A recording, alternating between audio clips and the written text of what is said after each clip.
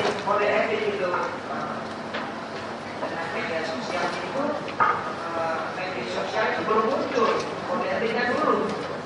Jadi setelah ada media sosial, kalau ada yang mempromosikan di situ, itu berarti melanggar kode etik. Coba dilihat di pasal 4 kode etik notaris yang mengatur tentang larangan, ya. Tapi intinya memang tidak boleh, ya. Jadi harusnya melihat pasal 4 kode etik, ya, mengenai larangan dan pengecualian di pasal 5, ya. Pengecualian pasal 5, ya. Dilihat di kode etik. Jadi intinya kalau untuk promosi di media sosial itu dilarang, ya, tidak boleh.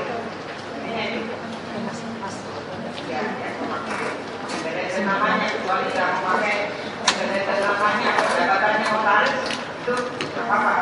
Pasti pada ucapan dengan sukawa kamu pakai embel-embelnya, ya, namanya tidak apa-apa. Atau ucapan dalam memberikan karangan bunga untuk orang yang menikah, kamu pakai tulis notaris BPA nggak usah, namanya saja secara pribadi dan jabatannya embel-embelnya itu tulis, ya.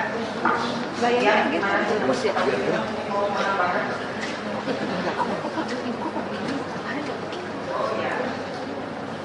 Lanjutkan lagi ya mengenai seminar untuk syarat menjadi notaris itu harus memiliki 20 poin, 30 poin.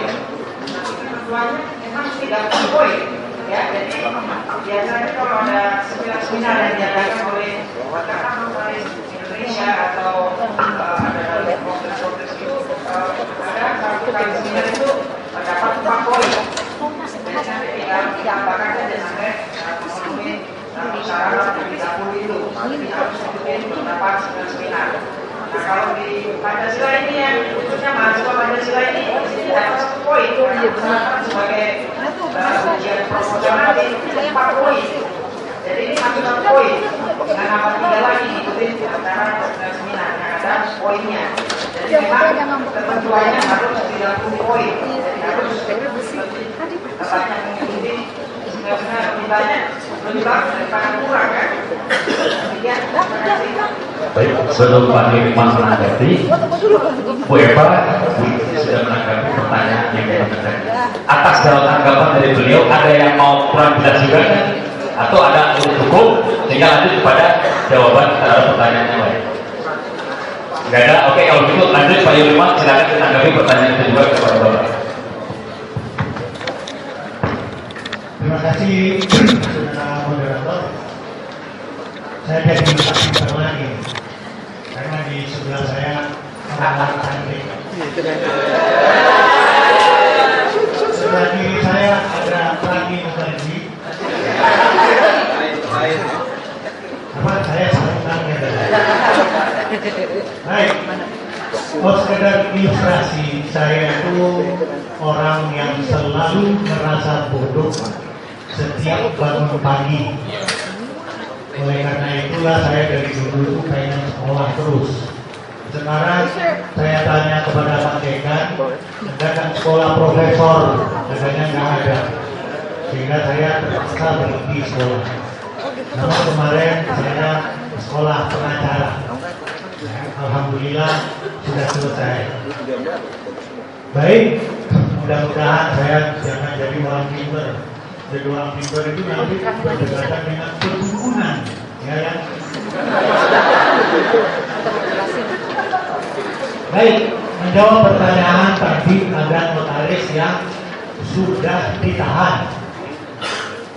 Itu jawabannya dengan tegas ada di pasal 9 UU JM. Yang mana notaris apabila sudah ditahan itu akan diproses pemberhentian sementara. Namun seandainya dijumpai di dalam praktek ada yang sudah ditahan tapi dia tidak diberhentikan dengan sementara. Nah ini mungkin tolong dimaafkan bahwa pihak MPD-nya mungkin kurang informasi terhadap anggotanya. Tapi secara tegas pemberhentian sementara itu diatur di dalam pasal 9 UUJM, salah satunya adalah sedang menjalani masa penahanan. Jadi dia ditahan polisi saja, itu seharusnya sudah diajukan untuk diberhentikan sementara. Itu jawaban terhadap si penanya pertama. Kemudian pertimbangan apakah adanya kriteria wilayah D, T, D, A. Ini seharusnya seperti tadi yang disampaikan oleh moderator, yang menjawab harusnya Kemenkumham. Tapi barangkali kalau kita raba-raba, itu upaya dari Kemenkumham untuk menyebarkan para notaris, terutama notaris baru, itu ke daerah-daerah yang masih kurang notarisnya. Cuma memang kadang-kadang kalau kita telah menurut hati kita adanya semacam pokok PSBB-nya beda kan begitu. Seharusnya yang namanya PSBB harusnya sama. Tapi yang paling tahu dalam hal ini tentu Kemenkumham. Seperti pesan dari rekan saya Bu Misti tadi, untuk menjawab apabila ada pertanyaan mengenai ini, saudara saya himbau untuk tetap normatif. Jangan ikuti pendapat Pak Yunirman kalau di kelas. Ya, nanti tidak lulus. Nah, jadi ikuti normatifnya. Loh, bagaimana cari normatifnya Pak Yunirman?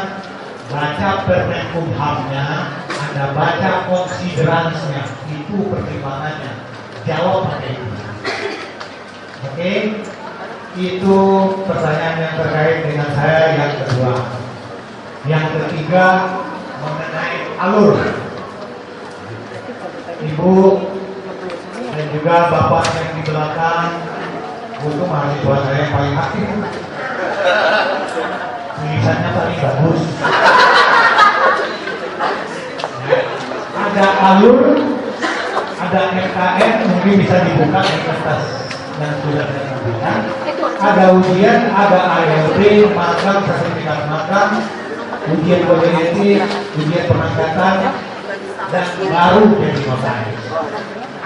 Tegas saya sampaikan, ini belum berlaku sekarang. Berlaku nggak Pak terhadap saya nanti? Tergantung Anda pendaftarnya. Pendaftarnya nanti kalau sudah keluar Permenkumhamnya, ya berlaku. Makanya sekarang cepatlah diproses, tetapi persyaratannya lulus UN dengan tepat. Mudah-mudahan belum turun Permenkumhamnya. Nah, seandainya sudah turun, mau tidak mau harus diikuti. Jadi ada beberapa rentetan yang memperpanjang proses diangkatnya seseorang menjadi notaris. Tapi kalau saya jawab tegas, sekarang belum.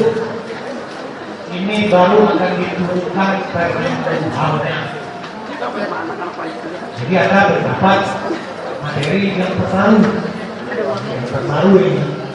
Jadi kalau bahasa hukumnya baru wacana atau rencana, tapi mendekati hampir tidak. Kemudian pertanyaan yang kedua, apa ALB? Kalau ALB itu adalah anggota luar dari masa. Kalau kita anggota lansia baru. Karena saya ini kondisi, makanya saya kata Pak Andi tidak boleh dipisahkan dari COVID. Jadi anggota luar biasa ini bukan luar biasa hebatnya, tapi dia luar biasa karena mau jadi anggota tapi belum ada hak suara, belum berhak memilih dan dipilih, makanya dia luar biasa. Tapi dia sudah menjadi anggota perkumpulan. Kalau kami itu anggota biasa saja. Tapi tadi anggota lansia baru. Jadi itulah anggota luar biasa nanti wacananya untuk menjadi anggota luar biasa ini harus dites. Apa materi tesnya? Belum tahu. Apakah sama dengan UKM lagi atau bagaimana atau bagaimana? Nah, ini baru wacana dan belum berlaku sekarang. Nah, ujung-ujung tahu-tahu 2 minggu yang keluar, ya, ibu belum sempat lulus UKM, dan berlaku lagi. Nah, ini jawaban saya kira saya sudah selesai. Terima kasih dan silakan ke moderator. Baik, terima kasih kepada Ibu Riki, Yoga, dan Pak Jumat telah menjawab untuk 5 pertanyaan. Sebelum kita isoman, kita kasih kesempatan 3 lagi. Kenapa? Saya yakin, karena beliau sesudah ini, beliau tentu tidak akan tampil pada sesi setelah kita isoman. Jadi mungkin dari materi yang beliau berikan ada yang belum jelas atau yang bertanya.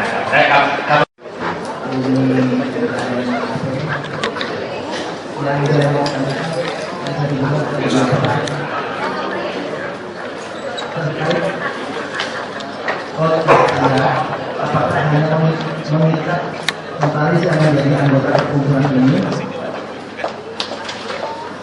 dan bagaimana perbedaan pokok di antara kedua ketentuan yang diatur dalam UUJN dan kode etik yang mempunyai kesamaan dalam substansi pola penjelasan. Terima kasih. Baik, terima kasih. Pertanyaannya ditujukan kepada Ibu Eva terkait tentang anggota INI, Pak ya. Saya tekankan satu, INI adalah wadah tunggal, tidak ada organisasi notaris yang lain. Jadi tidak akan diakui sebagai organisasi notaris. Oke. Yang di belakang tadi Bapak, kedua pertanyaannya. Yang jadi pertanyaan saya berkaitan dengan pelanggaran prosedur dalam hal kewenangan penandatanganan apabila akte penyertaan modal itu ditandatangani oleh notaris atau PPAT. Karena selama ini yang menjadi pertanyaan saya itu di kenyataannya itu ada akte penyertaan modal yang ditandatangani oleh PPAT selaku PPAT, bukan selaku notaris. Nah, itu pertanyaan yang betul. Terus yang kedua berkaitan dengan APH, akte pelepasan hak yang dilaksanakan di hadapan notaris. Selama ini kewenangan PPATS selaku camat itu untuk pelepasan hak juga, dia selaku PPAT. Nah, itu kekuatan hukum PPAT ini seperti apa? Karena kan selama ini kan pelepasan haknya dilaksanakan oleh notaris. Pertanyaannya ditujukan kepada siapa, Pak? Yuliman. Kepada Pak Yuliman.